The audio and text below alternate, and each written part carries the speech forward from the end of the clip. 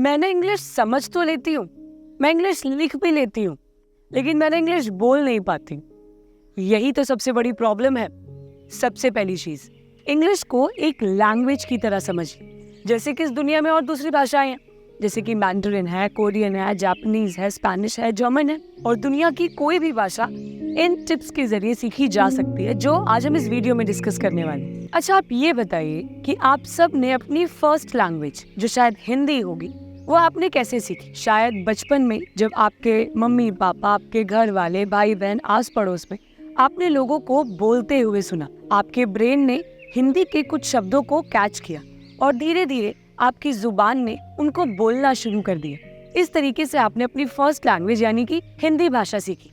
इसी तरीके से हमारा ब्रेन लिसनिंग के जरिए वर्ड्स को कैच करता है और उन वर्ड्स की मदद से हम धीरे धीरे बोलना शुरू करते हैं। तो लिसनिंग एक बहुत पावरफुल टूल है किसी भी भाषा को सीखने के लिए। और अगर आप इंग्लिश के साथ ऐसा करना चाहते हैं तो आपको भी इंग्लिश के कुछ स्पीचेस, कुछ स्टोरीज आपको सुननी होगी। अच्छा, मैं एक एग्जांपल देती हूँ। आज आप बहुत सारी अलग अलग भाषाओं के गाने याद कर लेते हैं या फिर गा लेते हैं, कभी पंजाबी, कभी भोजपुरी, कभी हरियाणवी, कभी इंग्लिश और कभी कभी तो कोरियन भी।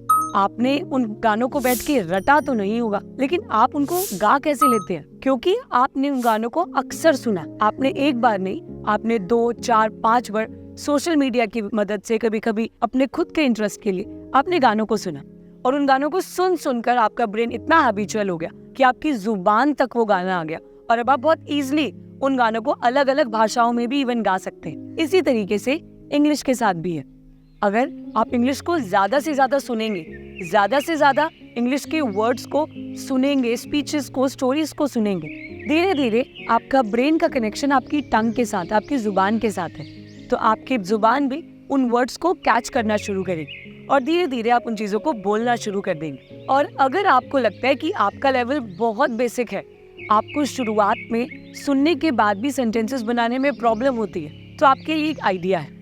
आप सिंपली YouTube पर जाकर सर्च करें stories in English for kids. वहाँ पर जो भी बेसिक स्टोरीज होती है आप उनको सुने और उसके अंदर जो भी सेंटेंसेस अवेलेबल हैं उन सेंटेंसेस की आप प्रैक्टिस करें, उनको समझें, क्योंकि छोटे बच्चों की जो कहानियाँ होती हैं वो बहुत बेसिक सेंटेंसेस में होती है और वो जो सेंटेंसेस वहाँ पर यूज़ किए जाते हैं वो अक्सर हमारे डेली लाइफ के सेंटेंसेस ही होते हैं और वो बहुत बेसिक सेंटेंसेस और आसानी से समझने वाले सेंटेंसेस होते हैं। तो लिसनिंग से वर्ड्स तो आ गए, पर अब क्या? अब बारी है स्पीकिंग की। तो दुनिया में किसी भी भाषा को सीखने के लिए उसको बोलना भी उतना ही जरूरी है। पर आपके मन में शायद एक सवाल होगा कि बोले कैसे जब आता ही नहीं है? तो आपको कुछ नहीं करना है, आपको बस इंटरनेट की हेल्प से कुछ वर्ड्स कलेक्ट करने हैं, जैसे मैंने अभी लिसनिंग के जरिए बताया, और आपने जो भी सुना है उनको अपनी डेली लाइफ में इम्प्लीमेंट करना शुरू करें, उनको थोड़ा थोड़ा बोलना शुरू करें। शुरुआत में आप गलती करेंगे, वो होना बहुत लाजमी भी है, लेकिन गलती करके ही तो आप सीखेंगे। अच्छा, मुझे एक बात बताइए, क्या आपने हमेशा से हिंदी सही ही बोली है? नहीं, आपने शुरुआत में भी हिंदी अक्सर गलत बोली होगी और उसके बाद समझ कर, गलतियां कर गलतियां सुधार कर अब आप हिंदी सही बोलते हैं। सेम प्रोसेस इंग्लिश के साथ भी है। आप इंग्लिश के सेंटेंसेस जरूर बनाएं, आप शुरुआत में गलती करेंगे, लेकिन आप डरे या घबराए नहीं। आपको कोई बहुत लंबी चौड़ी स्पीच नहीं देनी है, आपको सिंपली छोटे छोटे सेंटेंसेस बनाने। जैसे कि मैं आपको एक एग्जाम्पल देती हूँ। मैं अभी एक पार्क में हूँ, यहाँ पर ये एक पेड़ है, तो मैं इसको सिंपली बोलूंगी दिस इज अ ट्री। इस पेड़ के ऊपर बहुत सारे पत्ते हैं। This tree has many leaves. घास बहुत हरी है। The grass is green. ऐसे ही आपको छोटे छोटे सेंटेंसेस बनाने होंगे। आप अपने आसपास जो भी चीजें देखते हैं, आप स्कूल जाते हैं, आप ऑफिस जाते हैं, आप पार्क जाते हैं, आप गली में हैं, आप सड़क पर हैं, आप गाड़ी में हैं, आप जहाँ पर भी हैं, आप अपने आसपास देखिए और जो भी छोटे छोटे सेंटेंसेस आप बना सकते हैं, आप उन सेंटेंसेस को जरूर बनाएं, लेकिन बनाएं जरूर, बोलें जरूर, क्योंकि ना बोलने से, ना बोलने के डर को साथ लेके बैठने से आप इंग्लिश नहीं सीख पाएंगे। आप शुरू जरूर करें। तो अब आपके पास कुछ वर्ड्स हैं लिसनिंग की मदद से और थोड़ा थोड़ा आपने बोलना भी शुरू किया, लेकिन बोलते समय अटकना बहुत लाजमी है, क्योंकि आप हैबिचुअल नहीं है ना इस लैंग्वेज के, और अभी आप शुरुआत कर रहे हैं किसी भी भाषा को सीखने की। तो ऐसा होना बहुत लाजमी है कि शुरुआत में आप अटकेंगे बोलते समय। जैसे कि दिस इज माई, ऐसा होता होगा ना। एंड डोंट वरी, ये बहुत कॉमन और बहुत जनरल है। ऐसा सिर्फ आपके साथ नहीं हो रहा है, हर इंसान शुरू में ऐसे ही अटकता है।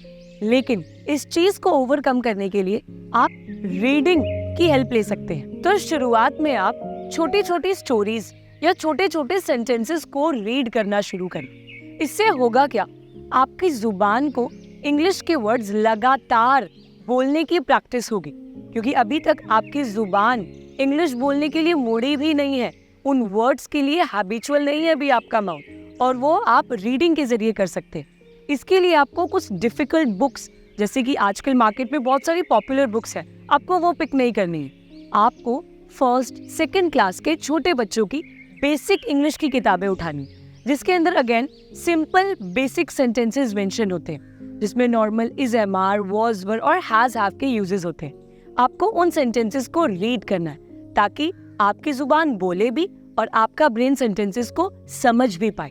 तो जब दोनों का तालमेल साथ में होगा तो आप बेहतर समझ पाएंगे और आसानी से इस भाषा को सीख भी पाएंगे। तो इससे होगा क्या, आपकी जो अटकने की आदत है शुरुआत में, इससे भी आपको छुटकारा मिलेगा, क्योंकि आप इंग्लिश को पढ़ते समय लगातार पढ़ेंगे।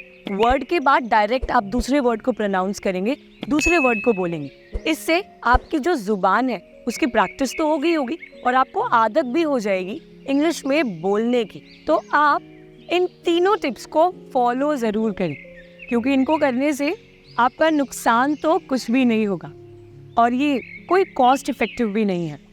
इसके लिए आपको कहीं पर कुछ पे भी नहीं करना है, आपको सिंपली यूट्यूब की मदद से और कुछ छोटी किताबों की मदद से प्रैक्टिस करनी होगी और आप अपने अंदर कम समय में अच्छे बदलाव भी देख पाएंगे। लेकिन ऐसा मत सोचिएगा कि एक दिन करने से ही आप बहुत बढ़िया स्पीकर हो जाएंगे, या फिर 2 दिन करने से, या 1 हफ्ते या 1 महीने के अंदर ही आप बहुत अच्छे लेवल पे इम्प्रूव कर पाएंगे।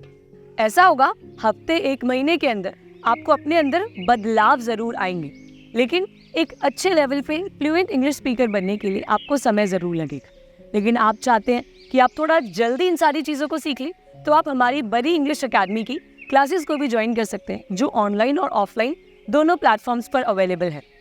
ऑनलाइन क्लासेस के लिए आप नीचे दिए गए नंबर पर कॉन्टैक्ट कर सकते हैं, और ऑफलाइन क्लासेस के लिए आप हमारी अकेडमी, जो कि दिल्ली में नियर द्वारका लोकेटेड है, वहाँ पर आप हमें विजिट भी कर सकते हैं, जहाँ पर हम अपनी क्लासेस के जरिए स्टूडेंट्स को एक एनवायरनमेंट प्रोवाइड करवाते हैं, जहाँ पे वो ना ही सिर्फ इंग्लिश को पढ़े सुने, बल्कि वो इंग्लिश को बोल भी सके। इन सब चीज़ों के जरिए हम क्लासेस में स्टूडेंट्स को इम्प्रूव करते हैं, जिससे आपकी ज़िंदगी में भी वो सारी चीज़ें हो पाएंगी, या वो सारी चीज़ें हो सकती हैं जो आप हमेशा से करना चाहते थे। लेकिन इंग्लिश एक बैरियर था आपके लिए, और कहीं ना कहीं कह सकते हैं एक फियर था, लेकिन उस फियर से बाहर आने का ये सबसे सही मौका है। तो आप प्रैक्टिस कीजिए इन तीनों टिप्स के जरिए, या फिर आप हमारी क्लासेस भी ज्वाइन कर सकते हैं। तो अभी हम मिलते हैं आपको नेक्स्ट वीडियो में, जब तक के लिए बाय बाय।